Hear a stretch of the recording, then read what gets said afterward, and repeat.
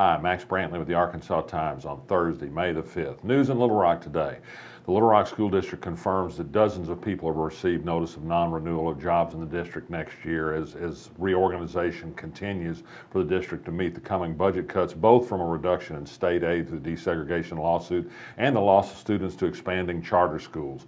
The special ed department, human resources, math and reading specialists, security, just about every department is going to feel some effects. Some long-term administrators are among those who are going. Baker Kurrus, the superintendent, says the cuts are coming mostly at the administrative level. He wants to put as much rubber on the road in the classrooms as possible. He says no classroom teaching jobs will be cut.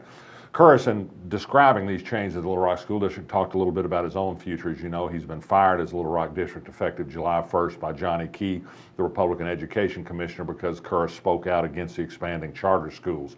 Kurrus said he's happy to work on a volunteer basis with the district. He doesn't think it'd be right to take pay to continue to help. He'd like to help on administrative issues, employees, buildings, construction, that sort of thing. But he still speaks out quite vocally about the danger posed to Little Rock schools by expanding charter schools. He suggests that it's even unconstitutional. The Constitution of Arkansas requires efficient schools. It's not efficient to have two parallel school districts in a city that exist only to offer the same education. He believes strongly the Little Rock education is good as anything you find in a charter school, and I'm not sure that's the kind of thing Johnny Key wants to hear him say, to tell you the truth. The Arkansas legislature pretty well wrapped up business this morning on the fiscal session. They'll come back Monday for a ceremonial adjournment so they can draw one more day of pay, but the budget's been passed, $5.3 billion in state money.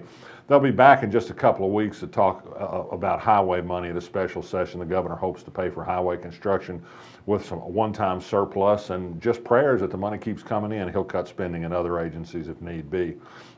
The State Judicial Ethics Commission today issued an opinion that said that Courtney Goodson had not violated the ethics canon by advertising her endorsement by the National Rifle Association in her unsuccessful race for Arkansas Supreme Court Justice. The NRA is a political organization, but not a partisan political organization. The ethics arbiters ruled, so it was okay by them. Good news is for once an NRA endorsement didn't help the candidate. Courtney Goodson was beaten badly in her race against Dan Kemp. The Republican Party is soliciting ticket sales to its big fundraiser, the Reagan-Rockefeller dinner, in a couple of weeks. Its speaker is going to be Tucker Carlson, a right-wing pundit who once wrote editorials for the Arkansas Democrat-Gazette. We looked up a little of his past writing on Donald Trump. Not so funny, some of it, or very funny, depending on your point of view. He recounted how Donald Trump once called him up after a critical column and said he got more, well, nookie than Tucker Carlson got, to use a slightly nicer but still crude word than what Donald Trump actually said. But Tucker Carlson also has some good things to say about Donald Trump. He better, because guess what? He's a Republican presidential nominee.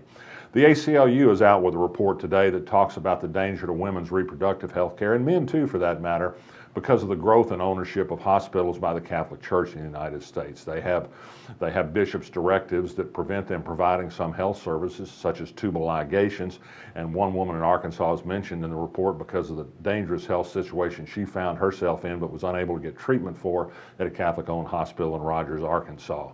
News from Jessieville on the religious front. That school district had a big plan to use district school buses to let kids out of school for a couple of hours today to go to the National Day of Prayer at a local Church of Christ.